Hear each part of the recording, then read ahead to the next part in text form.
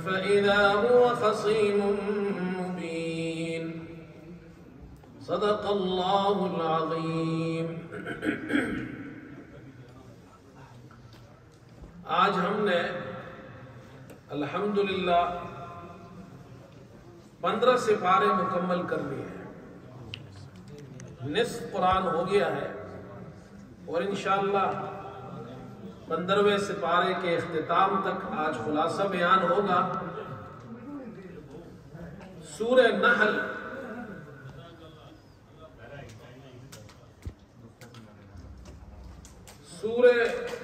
نحل یہ مکی سورت ہے،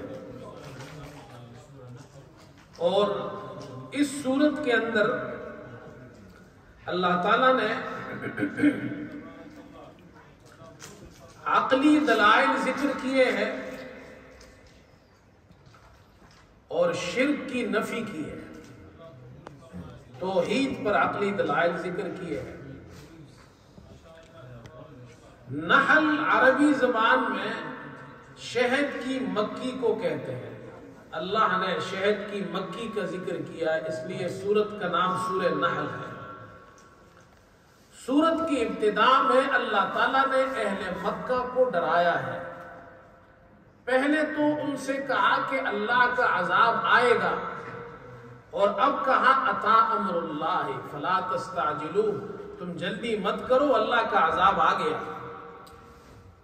چنانچہ اسی سورت کے آخر میں ہے وَضَرَبَ اللَّهُ مَثَلًا قَرْيَةً كَانَتْ آمِنَةً مُطْمَئِنَّةً، اللہ نے اہل مکہ کا ذکر کیا ہے، یہ بڑے امن میں تھے، خوشحال زندگی گزارتے تھے، لیکن جب انہوں نے محمد صلی اللہ علیہ وسلم پر ایمان نہیں لائے اور آپ کی تکذیب کی، تو اللہ تعالیٰ نے ان کو عذاب میں مبتلا کر دیا۔ 7 سال تک ان پر قحط آیا، 7 سال تک کھانے کے لیے کچھ نہیں تھا ان کے پاس، اور اس کے بعد پھر محمد صلی اللہ علیہ وسلم کی خدمت اقدس میں حاضر ہوئے، آپ سے منت سماجت کی، رشتہ داری کا واسطہ دیا، اور پھر آپ نے ان کے ساتھ تجارت کی اجازت دی، اور پھر اللہ تعالیٰ نے وہ قحط ان سے ہٹا لیا، آپ نے ان کے لیے دعا فرمائی، تو فرمایا اللہ کا عذاب آ گیا ہے۔ اللہ تعالیٰ نے توحید پر جو دلائل ذکر کیے ہیں، کل ہم نے 2 قسم کی دلیلیں پڑھی تھی، علویات سے، سفلیات سے، اوپر سے اور نیچے سے۔ اب اللہ تعالیٰ جانوروں سے دلائل پیش کر رہا ہے۔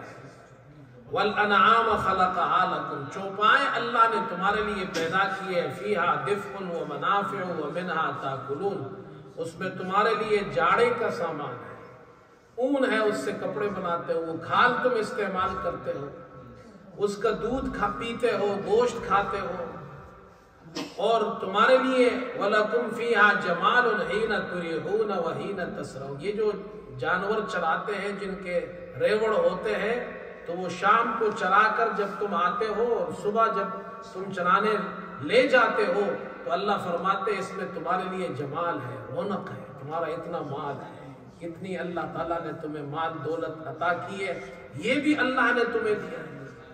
پھر یہ جانور ایک جگہ سے ایک شہر سے دوسرے شہر تک یہ تمہارا سامان بوجھ لے جاتے ہیں، اور وہ فرمایا والخیل والبغال والحمیر لترکبوها وزینہ، گھوڑے، خچر اور گدھے، ان پر تم سواری کرتے ہو، یہ تمہارے لیے سواری ہے، وزینہ، اور یہ زینت بھی ہے، شان و شوکت بھی ہے۔ وَيَخْلُقُ مَا لَا تَعْلَمُونَ، اللہ ایسی چیز پیدا کرے گا جس کا علم تمہیں نہیں ہے۔ قرآن مجید کی یہ جو آیت ہے، اس میں اللہ نے 3 سواریوں کا ذکر کیا ہے، والخیل والبغال والحمیر، گھوڑے، خچر اور گدھے، لترکبوها وزینہ، تاکہ تم ان پر سواری کرو اور تمہارے لیے زینت ہو، شان شوکت ہو۔ وَيَخْلُقُ مَا لَا تَعْلَمُونَ، اللہ ایسی سواریاں پیدا کرے گا جس کا تمہیں علم نہیں ہے۔ یہ 1400 سال پہلے جب قرآن اترا تو اللہ تعالیٰ نے کہا ایسی سواریاں اللہ پیدا کرے گا جس کا ابھی تمہیں علم نہیں ہے۔ پاکستان میں مفتی شفیع صاحب رحمۃ اللہ علیہ، مفتی اعظم پاکستان، بہت بڑے عالم دین گزرے ہیں، وہ فرماتے ہیں کہ میرے والد مولانا محمد یاسین رحمۃ اللہ علیہ، انہوں نے اپنے استاد مولانا محمد یعقوب نانوتوی رحمۃ اللہ علیہ سے نقل کیا ہے کہ قرآن پاک میں ریل گاڑی کا بھی ذکر ہے۔ اب یہ عجیب بات ہے، قرآن میں ریل گاڑی کا تو ذکر نہیں ہے، اس لیے کہ جس وقت قرآن اترا اس وقت تو ریل گاڑی نہیں تھی، اور نہ ریل کا لفظ ہے۔ ریل کو عربی زبان میں قطار کہتے ہیں، تو وہ والا قطار تو یہاں نہیں ہے ریل گاڑی۔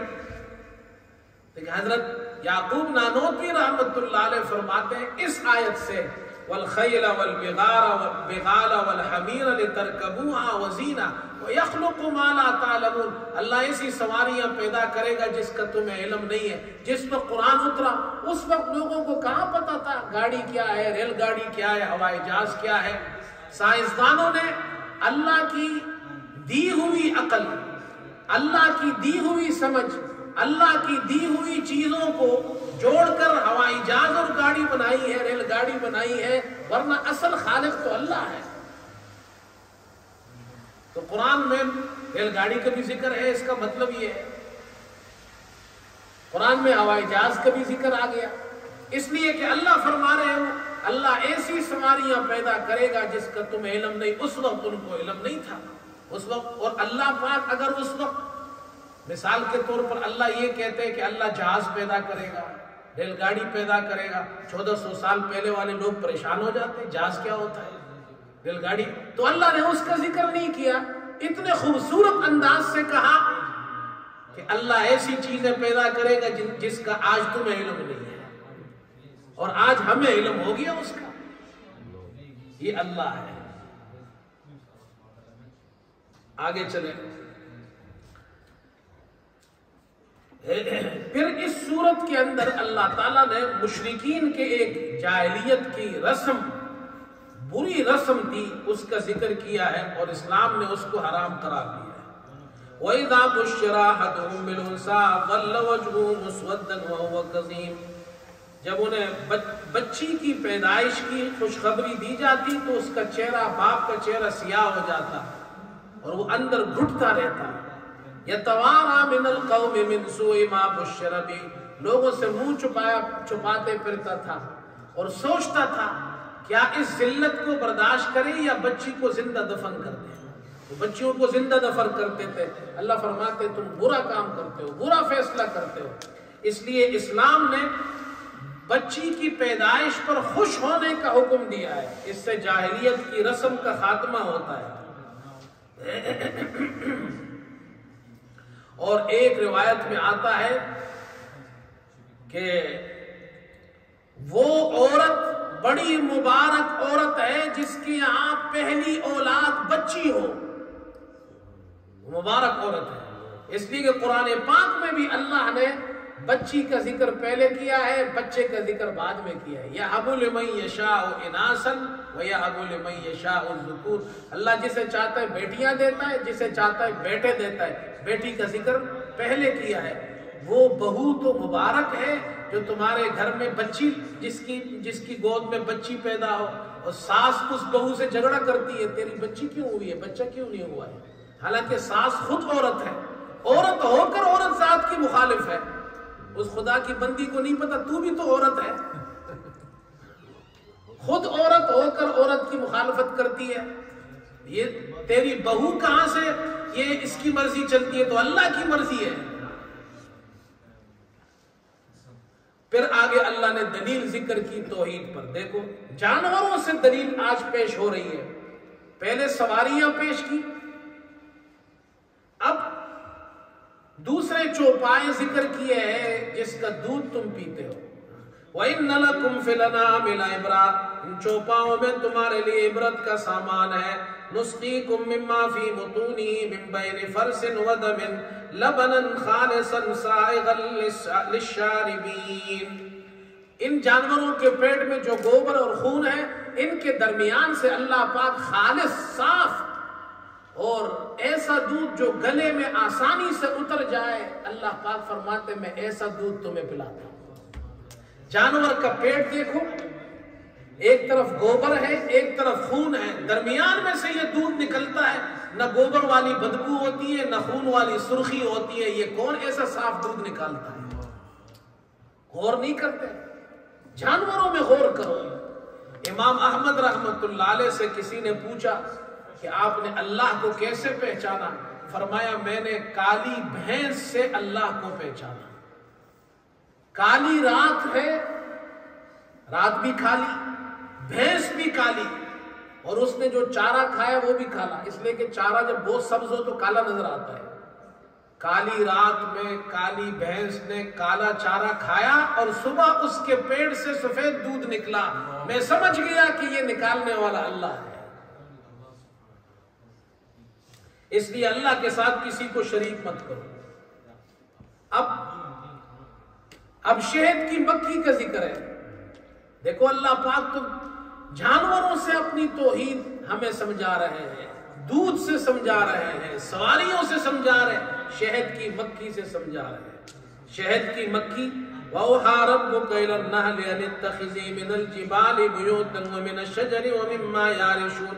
اللہ نے شہد کی مکھی کو سمجھایا ہے کہ تم اپنے لیے چھتاں بناؤ پہاڑوں میں، درختوں میں، اور جو عمارتیں لوگ بناتے ہیں وہاں، اور پھر جاؤ پلوں میں سے رس وہ چوسو اور پھر انہی راستوں پر واپس آؤ۔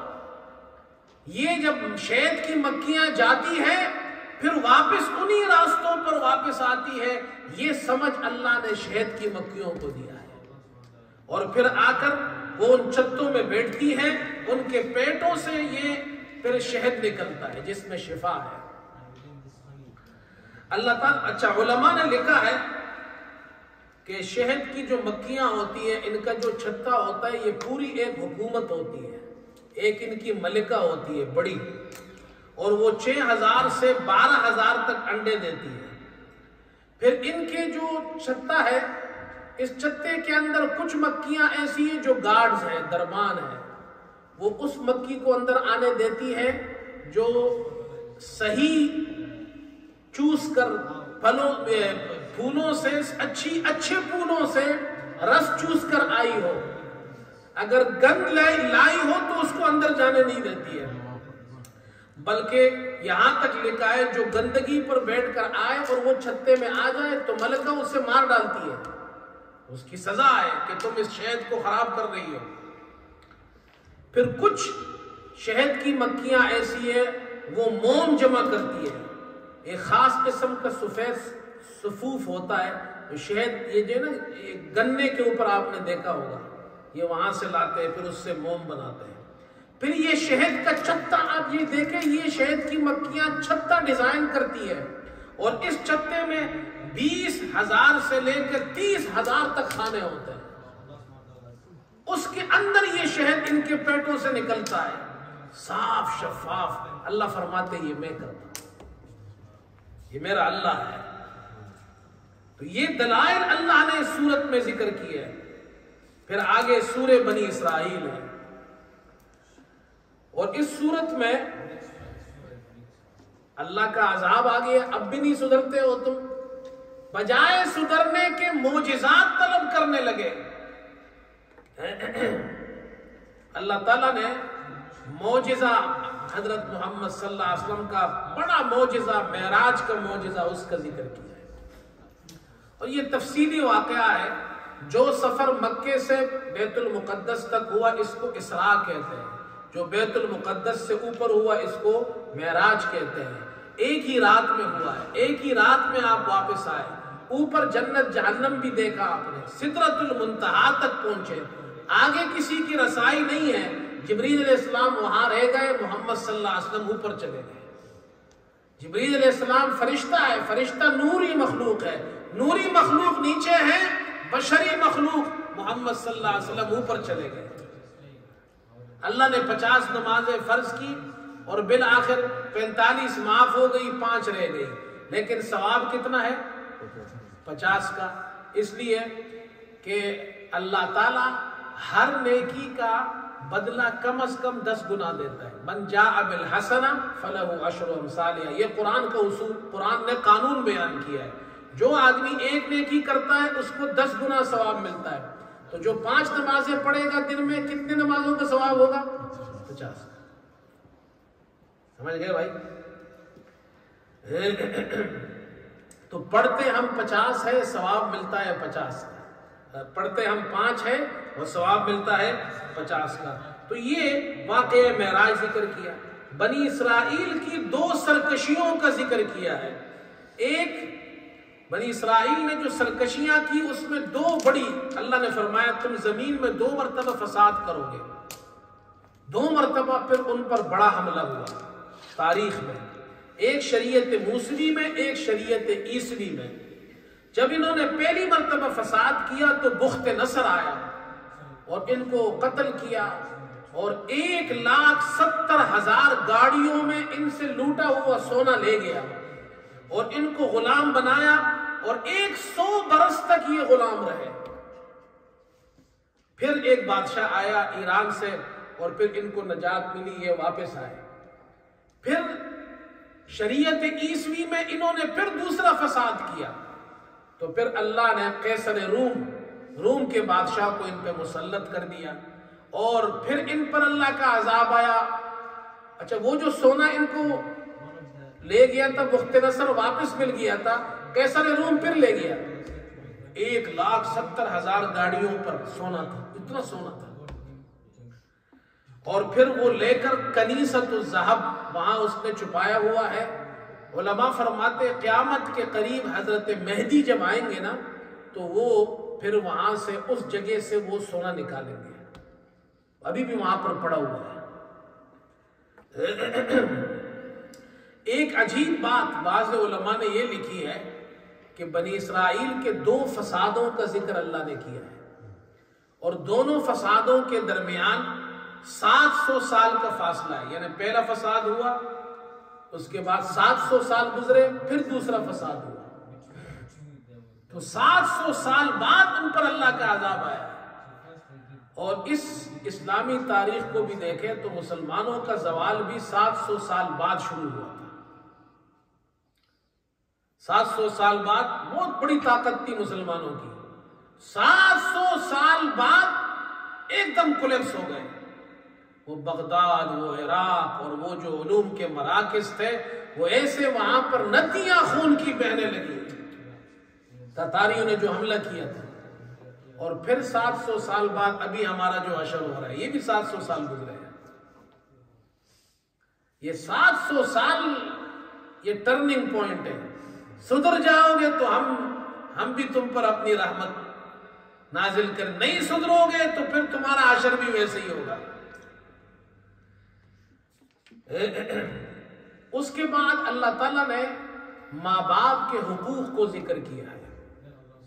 معاشرے کے اندر سب سے بڑا رول فیملی کا ہوتا ہے، سب سے بڑا رول. اور فیملی کے اندر سب سے بڑا حق ماں باپ کا ہے. اس لیے اللہ نے ماں باپ کے حقوق ذکر کیے. جو معاشرہ اپنے ماں باپ کو بھول جاتا ہے وہ معاشرے ختم ہو جاتے ہیں. یاد رکھو، معاشرے کی بنیاد ماں باپ پر قائم ہوتی ہے. جب ماں باپ ہی معاشرے سے آپ نکال دیں، فیملی سے نکال دیں، وہ معاشرہ باقی نہیں رہتا. تو جنگل کا قانون بن جاتا ہے. جنگل میں بھی ایسے ہی ہوتا ہے، ماں باپ کو بھول جاتے ہیں. جانور اپنے ماں باپ کو بھول جاتے ہیں، ختم ہو گیا. وہ شروع میں جب ضرورت ہوتی ہے تو جانور اپنے ماں باپ کے ساتھ ہوتے ہیں. بعد میں آپ نے دیکھا ہے کبھی جانور بڑے ہو کر اپنے ماں باپ کے ساتھ ہو؟ نہیں، بھول جاتے ہیں. اللہ نے انسانوں کو ایسا رکھا ہے. تو پھر ماں باپ کے حقوق کیا ہے؟ ماں باپ بڑے ہو جائے فلا تقل لہما اف، اف تک بھی نہ کہو. ان کو جھڑکو نہیں، پیار سے بات کرو اور اپنے بازو شفقت کے ساتھ، محبت کے ساتھ ان کے سامنے نیچے کرو، یعنی ان کی خدمت کرو، اور وہ بھی عاجزی کے ساتھ. اور اللہ سے دعا کرو اے اللہ ان پر رحم فرما جیسے انہوں نے بچپن میں میری تربیت کی. ماں باپ کا حق، پوری زندگی آپ ماں باپ کی خدمت کرے، حق ادا نہیں کر سکتے. ایک واقعہ سناتا ہوں، یہ بچے بیٹھے ہوئے ہیں ان کو سناتا ہوں واقعہ. ایک آدمی شام سے سیریا سے حج کرنے گیا اور اس کی اماں وہ معذور تھی، چل نہیں سکتی تھی، ڈسیبلڈ تھی، تو اپنے کندھے پر سوار کر کے اپنی ماں کو لے گیا۔ کتنا مشکل کام تھا، اس زمانے میں جہاز نہیں تھے، گاڑیاں نہیں تھے، کتنی مشکل سے لے گیا ہوگا۔ پھر اس نے اپنے ماں کو کندھے پر سوار کیے، اس نے پورا حج کرایا ماں کو، گاڑیاں بسوں میں نہیں، پیدل۔ اور پھر جب طواف کے لیے آیا، طواف کر رہا تھا، ماں اس کے کندھے پر بیٹھی ہوئی ہے۔ عبداللہ ابن عمر حرم شریف میں بیٹھے، عبداللہ ابن عمر بہت بڑے عالم تھے، اور یہ شخص طواف کر رہا ہے، ماں کندھے پر ہے اور آواز لگاتا ہے، انی لہا بعیرها المذلل، میں اپنی اماں کی اونٹنی ہوں، میں اپنی ماں کی اونٹنی ہوں، میں اپنی ماں کا اونٹ ہوں، میں اس کی سواری ہوں، میری ماں مجھ پر بیٹھی ہے، یہ آواز لگا رہا ہے۔ طواف ختم کیا، عبداللہ ابن عمر کے پاس آیا، کہا حضرت مجھے آپ سے مسئلہ پوچھنا ہے، میں اپنی ماں کو شام سے لایا ہوں اور کندھے پر لایا ہوں، میری ماں چل نہیں سکتی، میں نے کندھے پر بٹھا کر اپنی ماں کو حج کرایا ہے، کیا میں نے اپنی ماں کا حق ادا کیا؟ میری ماں کا جو مجھ پر حق ہے کیا میں نے ادا کر دیا؟ عبداللہ ابن عمر معمولی آدمی نہیں ہے، حضرت عمر کا بیٹا ہے، بہت بڑے عالم ہے صحابہ میں، وہ کہتے تو اپنی ماں کو ساری زندگی کندھے پر لے کر گھومتا رہے، تیری ماں نے تیری پیدائش میں جو درد ہوا تھا، درد سے لیبر، اس میں جو ایک آہ تیری ماں تیری ماں سے جو ایک آہ نکلی تھی، اس ایک آہ کا بھی حق ادا نہیں کر سکتا ہے۔ ماں باپ کا حق نہیں ادا کر سکتا کوئی، یہ بھول جاؤ، چاہے آپ سب کچھ ماں باپ کو دے دو، آپ ماں باپ کا حق نہیں ادا کر سکتے۔ آگے چلے، وَيَسْأَلُونَكَ عَنِ الرُّوحِ، اس صورت کے اندر ہے مشرکین نے مدینے جا کر یہودیوں سے سوالات کیے، وہ سوالات اس کے جوابات اگلی صورت میں آ رہے ہیں۔ اس میں ایک سوال یہ تھا، انہوں نے یہود چونکہ کتاب کا علم تھا، مکے کے مشرکین جاہل تھے، تو انہوں نے کہا تم ان سے پوچھو کہ روح کیا ہے، اگر وہ روح کا جواب دے تو سمجھ جانا وہ نبی نہیں ہے، اور اگر وہ روح کے بارے میں تمہیں کہے کہ اس کا علم اللہ کے پاس ہے تو سمجھ جانا وہ نبی ہے۔ تو اللہ نے وہی آیت نازل کی، وَيَسْأَلُونَكَ عَنِ الرُّوحِ قُلِ الرُّوحُ مِنْ أَمْرِ رَبِّي، روح امر ربی ہے، وَمَا أُوتِيتُم مِّنَ الْعِلْمِ إِلَّا قَلِيلًا، تمہارے پاس روح کا تھوڑا سا علم ہے، تم نہیں جانتے ہو روح کی حقیقت کیا ہے۔ اب مجھے بتائیں، یہ جو اسپرٹ ہے، روح ہے جو انسان کے اندر ہے، سارے دنیا کے سائنسدان مل جائے، سارے دنیا کے ڈاکٹر مل جائے، اس روح کی حقیقت جان سکتے ہیں؟ نہیں جان سکتے، سائنس عاجز ہے۔ یہ تو ایک ایگزامپل ہے، نہیں ہے ان کے پاس، حالانکہ روح ایک حقیقت ہے، کیونکہ روح کی وجہ سے حیات ہے نا، اور جیسے ہی حیات نکل جاتی، روح نکل جاتی، حیات ختم ہو جاتی ہے۔ سائنس کے پاس اس کا جواب نہیں ہے، وہ نہیں جانتے اس کا۔ قرآن نے کیسا زبردست جواب دیا کہ سچا نبی ہے جو یہ جواب دے گا۔ آگے سورہ کہف ہے، اور یہ سورہ کہف کی بڑی فضیلتیں آئی ہیں۔ بعض روایات میں آتا ہے جو اس کی ابتدائی 10 آیتیں یاد کر لے گا تو دجال کے فتنے سے محفوظ رہے گا۔ جو ابتدائی اور آخری آیت پڑھے گا اس کے لیے سر سے لے کر پیر تک نور ہو جائے گا۔ جو ہر جمعے کو سورہ کہف پڑھے گا تو وہ دجال کے فتنے سے اور ایک ہفتے سے لے کر دوسرے ہفتے تک محفوظ ہو جائے گا۔ اس لیے سورہ کہف جمعے کے دن پڑھے، رات کو بھی پڑھ سکتے ہیں، یعنی جب جمعرات کا دن گزر جائے، مغرب ہو جائے تو جمعے کی رات کو بھی پڑھ سکتے ہیں اور دن میں بھی پڑھ سکتے ہیں۔ یہ چھوٹی سی صورت ہے، اتنی لمبی نہیں ہے، آدھے سپارے کی صورت ہے، 10 منٹ 15 منٹ لگتے ہیں، پڑھ لیا کرے، ثواب ہے اس میں بہت۔ اور اس میں وہی مشرکین نے جو سوالات کیے تھے، ایک سوال اصحاب کہف کے بارے میں تھا، ایک ذوالقرنین کے بارے میں، تو وہ جوابات دیے گئے ہیں۔ 3 قسم کے شبہ مشرکین کو ہوتے ہیں، تو اس کا جواب دیا ہے۔ پہلا شبہ مشرکین کو یہ ہوا، وہ اصحاب کہف کو سمجھتے تھے نعوذ باللہ ان کے پاس خدائی اختیارات ہیں، کہتے تھے یہ بڑے لوگ ہیں، پہنچے ہوئے لوگ ہیں، ان کے پاس تو بڑا پاور ہے، اللہ نے ان کو اپنے اختیارات دیے، نعوذ باللہ۔ کیوں؟ اس لیے کہ 309 سال تک سوتے رہے اور یہ زندہ رہے، اس کے بعد بیدار ہو گئے، اس کا مطلب ہے they have got something extra. Allah has given them some extra power. تو وہ اللہ کے ساتھ اس کو شریک کرتے تھے، اور وہ کرتے کیا تھے؟ مشرکین 8 روٹیاں بناتے تھے۔ کتنی روٹیاں؟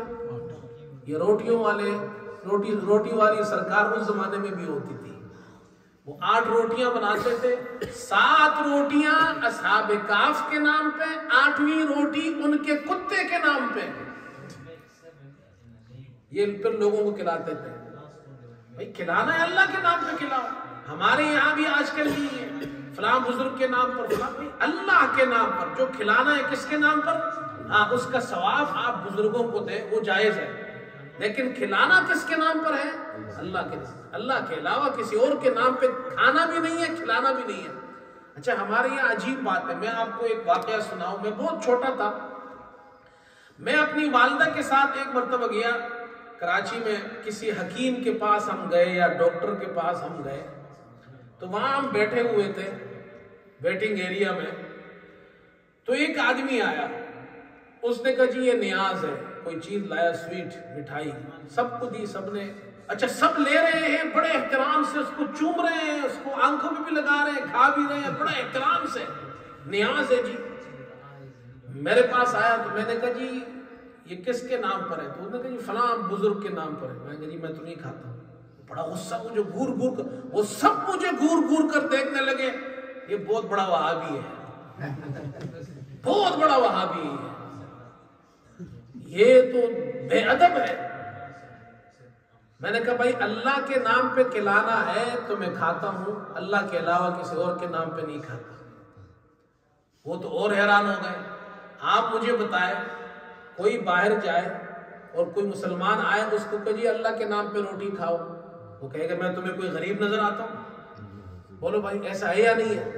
کوئی مٹھائی دے کہ جی یہ بھائی صاحب اللہ کے نام پہ کھا لو، وہ کہے بھائی مجھے کیوں دے رہے ہو، غریب کو جا کے دو، ایسا ہے یا نہیں ہے؟ لیکن وہ آپ سے کہے جی یہ شیخ عبد القادر جیلانی رحمت اللہ علیہ کے نام پر ہے، کھا لو، تو پھر فوراً لیتے ہیں جی، اس کو چومتے بھی ہے سر پہ۔ اللہ بڑا ہے، شیخ جیلانی بڑا ہے۔ اللہ کے نام پہ دیتے ہوئے بھی شرم آتی ہے کسی دوست کو۔ آج تک کسی نے کہا ہے جی اللہ کے نام پہ کھاؤ، وہ کہے یار کیوں، میں تمہیں کوئی غریب لگتا ہوں؟ کیسا شیطان نے ہماری سوچ خراب کی ہے۔ بھائی اللہ کے نام پہ کوئی دے تو وہ پاک ہے، صاف ہے، اس کو لو کھاؤ، ہو سکتا ہے وہ اتنا اچھا ہو کہ تمہارے پیٹ میں جائے تو تمہارے لیے برکت بن جائے۔ اللہ کے نام والا تو صاف ہے، اللہ سمجھنے کی توفیق دے ہمیں۔ تو اللہ نے اس کا جواب دیا کہ یہ جو نوجوان تھے، یہ عیسیٰ علیہ السلام کے زمانے کے بعد ایک بادشاہ تھا دقیانوس، اس کے زمانے میں وہ مشرک تھا، تو انہوں نے کہا ہم شرک نہیں کریں گے، اور یہ بڑے بڑے منسٹرز کی اولاد تھی، یہ عام بچے نہیں تھے، نوجوان تھے، اور یہ بڑے وزیروں کی اولاد تھی۔ انہوں نے کہا جی ہم شرک نہیں کریں گے، بادشاہ کے مخالف ہو گئے، بادشاہ نے ان کو پکڑنے کو آرڈر دیا، یہ غائب ہو گئے، غار میں چلے گئے، 309 سال تک وہاں اللہ نے سلا دیا، وہ کتا بھی ان کا وہاں سوتا رہا۔ اچھا کتا اندر نہیں تھا ان کے ساتھ، وَقَلْبُهُمْ بَاسِطٌ ذِرَاعَيْهِ بِالْوَسِيدِ، غار کے دہانے پر باہر سویا ہوا تھا، اندر نہیں باہر تھا۔ دوسرا اللہ تعالیٰ نے آگے پھر ذکر کیا حضرت موسیٰ علیہ السلام اور حضرت خضر کا واقعہ، یہ بھی مشہور قصہ ہے۔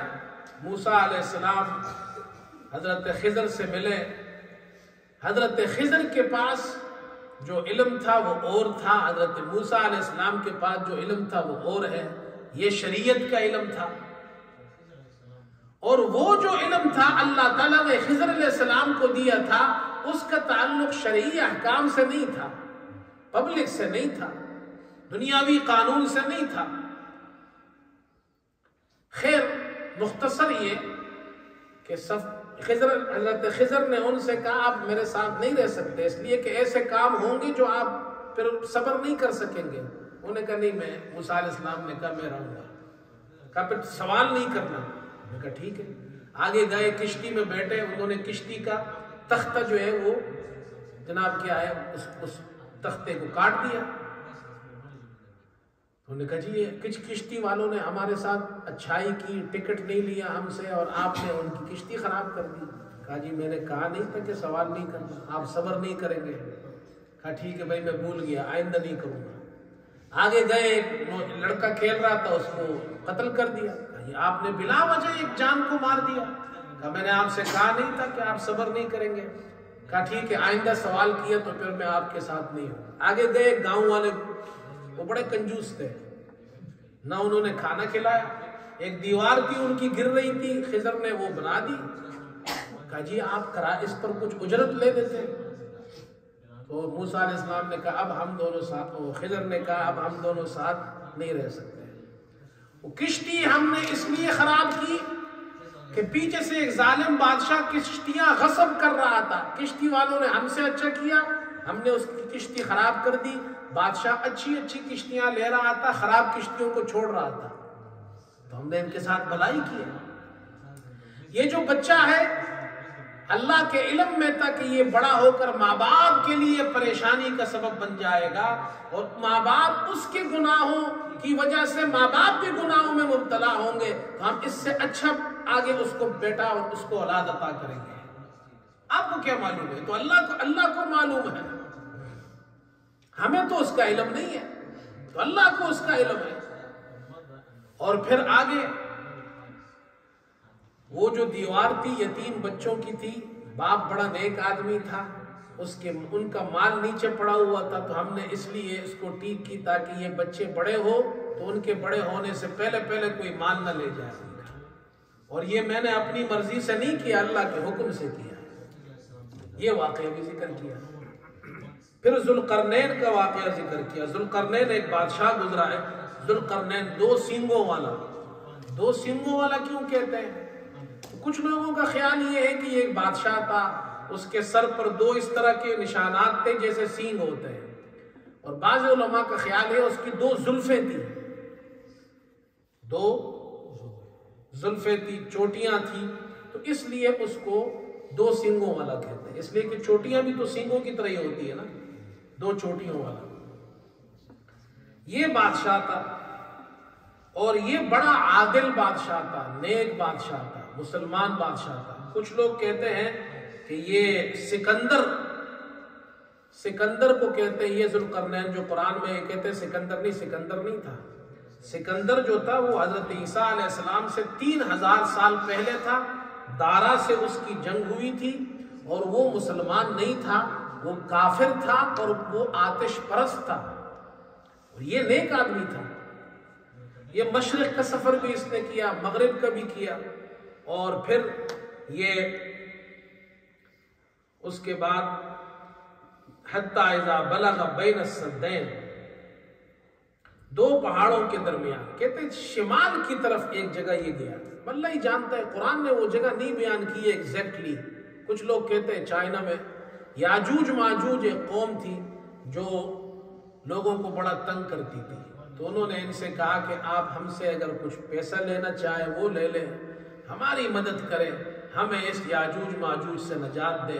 تو حضرت ذوالقرنین نے پھر لوگوں سے کہا مجھے تمہارے پیسوں کی ضرورت نہیں، اللہ نے بہت دیا ہے مجھے، ہاں تم میری مدد کرو تو ہم ایک دیوار بناتے ہیں، اور آہنی دیوار انہوں نے بنائی،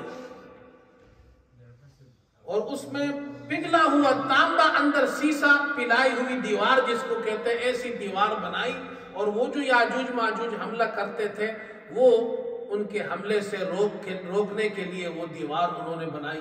وہ کہاں پر ہے اللہ ہی جانتا ہے، لیکن بنائی ہے انہوں نے، اور قیامت کے قریب پھر وہ اس دیوار میں سے شگاف ہوگا اور یاجوج ماجوج وہاں سے نکلیں گے، اور یہ ایک بہت بڑا فتنہ ہوگا۔ آگے 70ویں سپارے میں یاجوج ماجوج کا ذکر آ رہا ہے، انشاءاللہ وہاں پر پڑھیں گے۔